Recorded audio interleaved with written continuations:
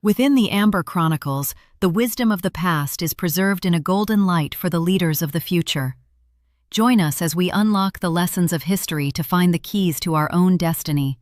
Click subscribe now and stay for the final chapter of the legend. My father told me at my brother's engagement party in front of 47 people holding champagne flutes that I would never amount to anything worth celebrating. He didn't whisper it. He didn't pull me aside. He said it the way men like him say most things, loudly, casually, as though the cruelty was incidental. That was 3 years ago. Last month, Forbes ran my face on their website under the headline, "The 32-year-old who just disrupted American real estate tech." My sister-in-law texted me a screenshot. She didn't add any words. She didn't need to. I want to tell you what happened in between, because it wasn't luck and it wasn't a straight line. And there were at least 4 moments where I genuinely thought I was going to lose everything, including my mind. My father built his money in commercial real estate the old way. Relationships, handshakes, deals done over steakhouse dinners where nobody ever actually talked about the deal. He had an office in downtown Charlotte with his name on the door in brass letters, and he believed deeply and without irony that real estate was a business for people who understood real things: bricks, land, contracts on paper. He had no patience for what he called screen money, anything digital, anything algorithmic, anything that couldn't be walked through or appraised by a guy named something like Chuck. My brother was the one who understood real things. He was 30 when I was 26, already a junior partner at my father's firm, already talking about the portfolio he'd inherit. He was getting engaged to a woman whose father also had brass letters on a door somewhere, and the party was held at a country club outside Charlotte that I had spent most of my childhood feeling quietly wrong inside. I had spent 2 years by then building a property data platform, a tool that used public tax records, permit filings, zoning changes, and neighborhood economic indicators to predict which residential properties were undervalued before the market caught up. I called it Groundline. It wasn't flashy. It wasn't an app with a fun logo. It was a serious analytical tool for serious buyers, and I had been building it nights and weekends while working as a junior analyst at a regional brokerage, surviving on a salary that barely covered my apartment in Noda and the ASUS server costs I was quietly bleeding through every month. I made the mistake at that party of mentioning it, not to my father, to my uncle, who I trusted, who asked how I was doing with genuine warmth and a gin and tonic in his hand. I told him honestly. I told him about Groundline, about the early traction I was seeing, about the beta users who were already telling me it had changed how they bought property. My uncle nodded and smiled and, within 10 minutes, repeated it to my father across the patio. My father found me near the rose bushes. He was wearing a navy blazer, and the expression he wore when he was about to be magnanimous about something difficult. He put a hand on my shoulder and he said, with the whole patio within earshot and the string quartet still playing something gentle nearby, that he admired my hustle. That word from his mouth landed like a small insult wearing a compliment's clothes, but that I needed to understand something about this business. Real estate, he said, was not a tech problem. It was a people problem, and I, he said, tilting his head just slightly, had never really understood people. I was too analytical, too in my head. He said he'd offered me a position at the firm twice and I'd turned it down, and that was my choice. But I shouldn't expect the market to reward a spreadsheet the way it rewarded a relationship. Then he smiled. He said he hoped the little software thing worked out, but that I should have a backup plan. Everyone needs a backup plan. My brother, standing 5 feet away, did not contradict him. He just looked at his shoes. I said thank you because I was my mother's daughter and she had raised me to be polite even when politeness felt like swallowing glass. I excused myself. I went to the bathroom, the nice one near the coat check, and I stood at the sink for about 3 minutes just looking at the faucet. Then I dried my hands, walked back outside, got a glass of water, and spent the rest of the night being completely pleasant to everyone. On the drive home, I called my friend Willa, not her real name, but that's what I'll call her, who had been my roommate in college and who was the only person on earth who knew how close Groundline was to something real. I told her what my father said. She was quiet for a moment, and then she said, "So now you have no choice." And she was right. Something settled in me on that drive home, not rage exactly, something colder and more useful than rage. I had $11,000 in savings. I had a platform with 62 beta users, 3 of whom had told me they would pay for access the moment I opened it up. I had a server that needed upgrading, a lawyer I owed money to, and a boss at the brokerage who had started asking questions about whether my side projects were a conflict of interest. I quit the brokerage 8 days later. I know how that sounds. It sounds reckless. It was reckless. But I'd been doing the math for months, and I knew that if I didn't go full-time, I would always be half a thing, half employed, half building, fully mediocre at both. My father's voice had actually helped with that calculation. I was not going to let him be right. That is not a sophisticated reason to bet your savings on yourself, but it is a very motivating one. The first 3 months were genuinely brutal in a way I did not fully anticipate. I knew it would be hard. I did not know that hard would feel so specifically like sitting alone in a one-bedroom apartment at 11 at night, eating cereal for dinner, reading a rejection email from an angel investor who had seemed genuinely excited 2 weeks earlier and who now wrote that the market timing felt uncertain.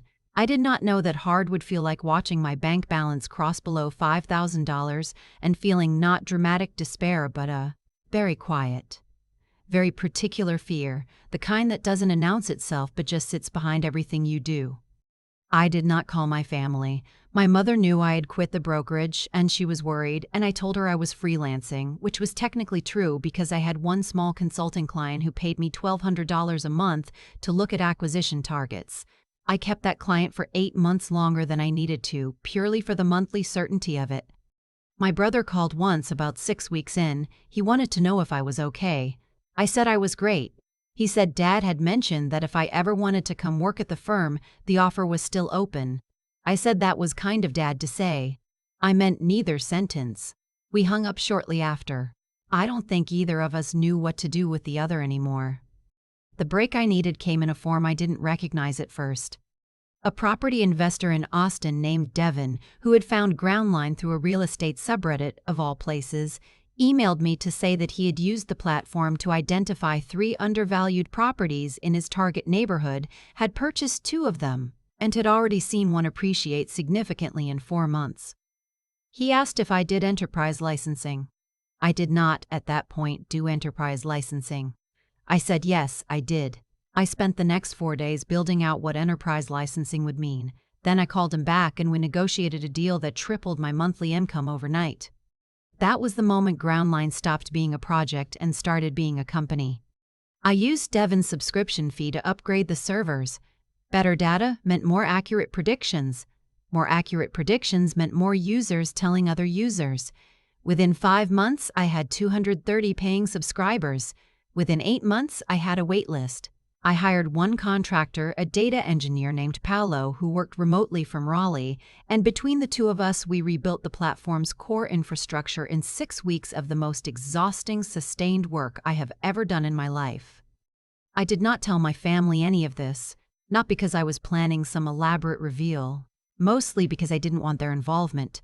Not their skepticism, not their conditional enthusiasm, not my father's voice explaining why what I was doing was fragile or derivative or missing some human element he believed only he understood. The silence fell like armor. I wore it every day. I won't pretend I didn't think about them. My mother left voicemails that I listened to without calling back. My father sent a short email on my birthday that said, "Hope you're well," and nothing else. My brother got married the following spring. A small ceremony. They kept it quiet. And I sent a gift and a card and did not attend, because I was in the middle of closing my first institutional contract and I told myself that was the reason, and it was at least partially true. I started talking to venture capital firms 18 months after quitting the brokerage. I had, by that point, 14 months of consistent revenue growth, a net revenue retention rate that my accountant kept telling me was unusually strong, and a product that did something specific and demonstrable better than anything else on the market. I thought the fundraising conversations would feel validating. They did not, mostly. They felt like being evaluated for something I couldn't fully see the rubric for. The firm I wanted most was a mid-sized venture fund in San Francisco called Aldercrest Partners. They had backed 2 other prop-tech companies I respected. The partner who led their real estate vertical, a woman named Simone, not that Simone, a different one, had written a long essay about data-driven property valuation that I had read 3 times and highlighted in 2 colors. I wanted her to fund me. I wanted that specifically. She passed. Not immediately. We had 3 conversations over 6 weeks, and the last one ended with her saying the market was crowded in ways that are hard to overcome without a significant distribution advantage, and I could tell she had said some version of this sentence before, and that it was final. I thanked her and hung up, and then I sat very still for a while. It wasn't defeat exactly, it was more like recalibration. I had been aiming at Aldercrest because they were the most prestigious option in my mind, and I had let that prestige distort my judgment a little. There were other firms. Some of them were actually better fits. 3 weeks later, I took a call with a smaller fund called Cornerstone Frontier, based in Chicago. They were quieter, less credentialed, more focused on B2B PropTech specifically. The partner I spoke with asked me questions for 90 minutes that were more specific and more interesting than anything Aldercrest had asked. He wanted to know how I handled data gaps in rural county records, what my model did with incomplete permit histories, what I thought the platform's ceiling was in markets below 200,000 people. I had answers for all of it. 2 months later, Cornerstone led a seed round of $1.2 million. It was not a life-changing number. It was enough. It was enough to hire Paolo full-time, add 2 more engineers, rebuild the front end, and finally, pass sales. The Tebliask after AWS tier I had been on since the beginning because I was too nervous to upgrade. I still did not tell my family. My mother knew something had shifted because I stopped making excuses about money when she asked. My father apparently asked my brother if I'd found a job, and my brother apparently said he wasn't sure. I know this because Willa ran into my brother's wife at a mutual friend's birthday and reported back with some delight that my family had entirely lost track of what I was doing. Being underestimated, I discovered, is a resource. It is an uncomfortable resource. It requires you to metabolize other people's low expectations without letting them become your own. But there is a specific freedom in being invisible to people who once thought they knew exactly how your story would end. The following 18 months were the hardest and the best simultaneously. We scaled from 230 subscribers to over 4,000. We launched an enterprise tier aimed at mid-sized residential developers and acquisition firms. We landed a partnership with a national title company that integrated Groundline into their pre-closing workflow. That partnership alone generated more recurring revenue than I had made in my entire first year. We moved the company to Charlotte because I knew the market and the talent pool, and because I was, at some level, still doing what I was doing in proximity to the people who said I couldn't. I allowed myself one small private act of visibility. I walked past my father's building one Tuesday afternoon when I knew he'd be in a meeting. I stopped at the window of the coffee shop across the street, ordered a black coffee, and sat there for 20 minutes just looking at his building's entrance. Nobody saw me. Nothing happened. But I needed to mark the distance somehow. The Series A closed in late autumn. $7.4 million, led by a firm in New York called Pathstone Ventures, with Cornerstone joining again. The valuation made my accountant go quiet for a moment before she said anything. The number was real. I had built something real, and now a room full of people who did not know my father or my brother had looked at it and confirmed that it was real. I called Willa. I called Paolo. I ordered Thai food and ate it alone in my apartment and felt, for the first time in 3 years, completely unafraid. Then I made the mistake of calling my mother. She answered on the second ring, happy to hear from me, asking whether I'd eaten. I told her I had news. I told her briefly about the Series A. I told her the valuation. There was a pause, and then she said, "Oh, honey, that's wonderful," in the voice she used when she was trying to decide whether to be proud or worried. She said she'd tell my father. I said that was fine. I meant it neutrally. I no longer needed him to know, but I no longer needed to hide it either. He called the next morning, early before 8, which meant he'd been thinking about it overnight. His voice was different than I expected, not warm exactly, but careful. He said he'd heard about the funding. He said it was impressive. Benny said in that particular way of his were the messages inside the compliment like a pill inside food. I always knew you were smart, I just wasn't sure about the execution. As if he had been quietly confident all along and the question had only ever been a minor technical one. As if the party, as if the rosebushes, as if backup plan. I didn't argue. I said thank you. I said I had to get to a meeting. I hung up and looked out my apartment window at the Charlotte skyline for a long time. The Forbes piece was not something I sought out. A journalist who covered prop tech had found Groundline through an industry newsletter and reached out to Paolo first, who forwarded it to me. I spoke to her twice for about 3 hours total. I told her the true version of the story, including the part where I quit my job with $11,000 and a 62-person waitlist. I did not mention my father. She did not ask about my family. The piece was about the product and the market and the team we had built, and when it went live on a Thursday morning in October, it felt clean in a way I hadn't expected, like a door that had finally been opened from the outside. My phone ran hot for 2 days. Former colleagues, former classmates, people I hadn't spoken to since college sending LinkedIn messages that I read with a kind of detached fondness. My brother texted me, not called, texted, and said, "This is incredible, really proud of you." I believed him, actually. I think he meant it. I think he had always meant something like it and just hadn't known what to do with the space between us. My father called that evening. He was at the office. I could hear the particular quality of silence that office had, the hum of something, the distance of it. He said he'd seen the article. He said the valuation was something. He said, and this is the part I will think about for a long time, "I want you to know I was wrong about the platform, about what you were capable of." He did not say he was wrong about what he said at the party, specifically. He did not use the word spreadsheet. But I knew what he meant. He is not a man who walks back what he says easily, and what he said was as close as I was going to get, and I decided to take it for what it was. I said, "I know, Dad, just that." There was a pause. He asked if we could have dinner sometime, the 4 of us, him, my mother, my brother, me. I said yes, I meant it. Not because I needed the reconciliation as urgently as I once might have, but because I was no longer carrying the weight of their opinion in the same way, and that made it possible to simply want to have dinner with my family. We ate at a restaurant downtown 3 weeks later. My father asked good questions about the platform. My brother's wife, who had been quietly following the company on LinkedIn for months without ever saying anything, admitted it over dessert and laughed at herself for it. My mother kept touching my arm.